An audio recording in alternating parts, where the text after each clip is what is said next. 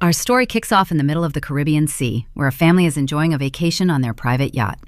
Julia, the mom, decides to dive in for a quick swim.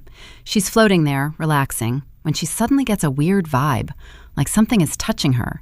She looks around but can't see anything, so she figures it's just her imagination. A few seconds later, she feels that same strange sensation again. Still, nothing is visible. Now she starts to panic and begins swimming back toward the yacht. Suddenly, something grabs her leg and starts dragging her underwater.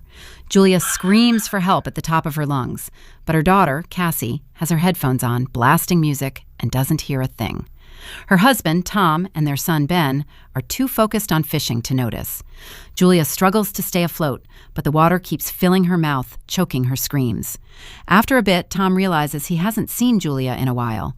He scans the water, spots her drowning, and immediately yells for the kids. He steers the yacht closer, dives in, and swims over to grab her. He manages to haul her back to the boat, and the kids help pull them both up. The family checks on her, terrified, but Julia convinces herself, and them, that maybe it was just the rough waves playing tricks on her. That night, they celebrate Ben's birthday. While they're partying, Cassie gets a video call from her boyfriend and steps outside with her laptop.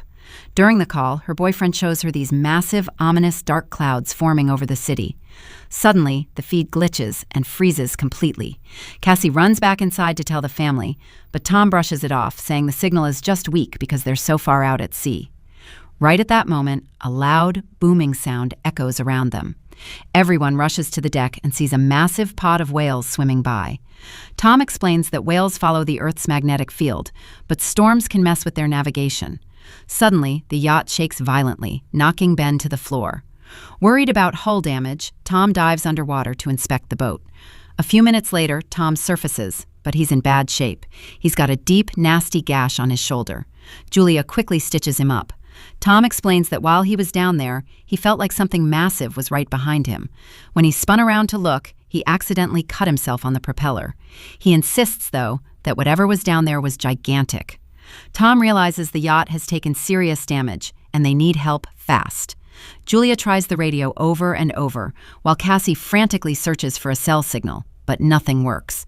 Suddenly, Cassie screams because she sees a strange creature on board, but it just turns out to be Ben wearing a mask, pranking them.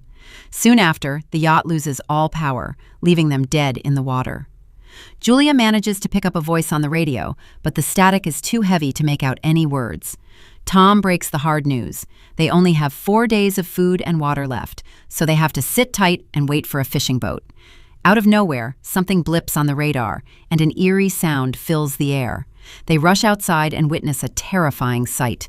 Multiple fireballs are raining down from the sky, causing massive explosions wherever they hit. One crashes into the water right near them. Tom tries to crank the engine, but it barely sputters before another object slams into the ocean nearby. Terrified, the family huddles together, bracing for the end. That's when Tom realizes these aren't meteors. They are falling satellites. Ben notices smoke pouring from the yacht. Tom checks the engine room and confirms the engine is toast. As the wind picks up speed, the family hides inside, totally unaware that the ship's compass is spinning out of control. The yacht violently shakes again. Ben falls a second time, injuring himself, as huge waves slam into the vessel. Tom struggles out to the deck to grab life jackets. Suddenly, the lights go out. He rushes to the breaker box and manages to get the power back on. Ben notices blood dripping from Julia's nose. She starts feeling dizzy, and Cassie rushes to the sink and throws up. Tom keeps trying the radio but gets zero response.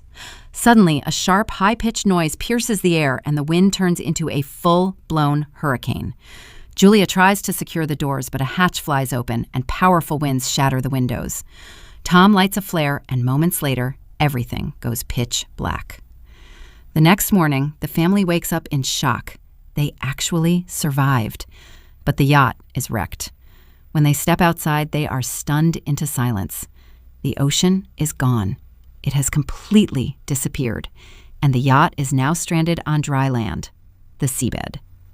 Cassie checks her phone, but the network is dead. Ben, seemingly in shock, starts playing with dead crabs on the ground. Tom checks the compass and realizes it has flipped. He figures out that the Earth's magnetic poles have reversed, something that last happened 700,000 years ago. Cassie breaks down sobbing, convinced her boyfriend is dead. When Julia tries to comfort her, Cassie pushes her away and goes to hide. Julia and Tom take stock of their supplies. Ben ties his birthday balloons to a rock, hoping maybe a survivor will spot them. Tom tries the radio again, and this time, he connects with a man named Now, a submarine captain. His sub is also stranded on the dry seabed. Now confirms the theory. The magnetic poles reversed, causing the ocean to retreat and the land to sink. He tells them he hasn't seen any other survivors and that all global communication is down. The poles are going to reverse back, meaning the ocean could return in about a week. He warns them to get to higher ground immediately because when that water comes back, it's going to be lethal. He also reveals his partner died in the crash, so his sub has room for 3 people. Julia and Tom beg him to save their kids. Now agrees and gives them his coordinates. Tom calculates it'll take 2 to 3 days to hike to the submarine. He tells the family to get some rest so they can head out at first light. The next day, while they're packing up, Tom spots movement nearby, a man limping toward them holding a harpoon with a barking dog by his side. Tom approaches him and offers water. The stranger speaks a language Tom doesn't recognize. After drinking, the man suddenly smashes the glass bottle over Tom's head and kicks him to the ground. Before Julia can react, the man drives the harpoon into Tom's stomach and slashes his throat. In seconds, Tom is dead. The killer chases Julia and throws the harpoon, hitting her in the shoulder. She scrambles back into the yacht and screams for the kids to hide. Cassie and Ben squeeze inside the sofa base. Julia gives them a flare gun and locks herself in the bathroom, armed with a knife. The man breaks in, raids their food, and searches the boat. When he gets to the bathroom, Julia manages to slip out through a small opening. The dog spots her and attacks, forcing Julia to stab it to death. Enraged, the man attacks Julia violently. Just in time, Cassie fires the flare gun, setting the man on fire and igniting the yacht.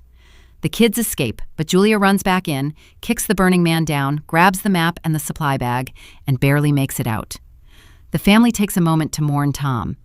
Suddenly, the man stumbles out of the wreckage, still alive, forcing them to run as the yacht explodes behind them. Later, they stop near a small waterfall to rest. Ben is crying, blaming himself because he thinks the man found them because of his balloons. Julia assures him it wasn't his fault and urges them to keep moving. Along the way, they pass dead sea animals and piles of plastic waste. Ben starts getting weak from dehydration, and they realize their water is almost gone. After a tense argument, they keep walking and stumble upon a crashed plane. They decide to spend the night inside the fuselage. Julia finds a family photo in Tom's jacket and shares the story of how they fell in love. That night, the attacker tracks them down again. But this time, Julia is ready. She kills him with repeated strikes of her knife. The next morning, they examine the body and notice strange bite marks on him, realizing there are dangerous creatures out there. To their horror, crabs start crawling out of the dead man's mouth. Later, Ben almost drinks from a contaminated pond, but Julia stops him just in time. They build a temporary shelter for the night. Suddenly, a massive swarm of mutated crabs attacks. They run for their lives and manage to reach a stranded cargo ship with 3 crew members on deck. But the crew refuses to help. They lock the family out. The crabs swarm the ship, overwhelming and killing the crew members while the family escapes. Julia, injured and exhausted, passes out. She wakes up alone in a blinding sandstorm, but eventually manages to reunite with her kids. They scavenge supplies, finding a radio and a gun. Neo contacts them, warning that the ocean is returning sooner than expected. After a long, brutal journey, they finally reach the submarine, but a massive rock slide blocks their path. Julia sacrifices herself, holding back the debris so the kids can get through. But miraculously, she manages to rejoin them. As the crab swarm closes in, Ben fires the gun to distract them. Julia covers the kids with her body until they can scramble into the hatch. They seal the submarine just as the ocean comes roaring back. Violent waves toss the sub around like a toy. That high-pitched sound returns, and the pressure knocks them all unconscious. When they wake up, they realize they survived. Looking out the window, they see the submarine has landed in the middle of a destroyed city. A grim sight, but a sign of hope and a new beginning. Don't forget to subscribe to the channel and press the bell icon to get more amazing videos like this. Thanks for watching.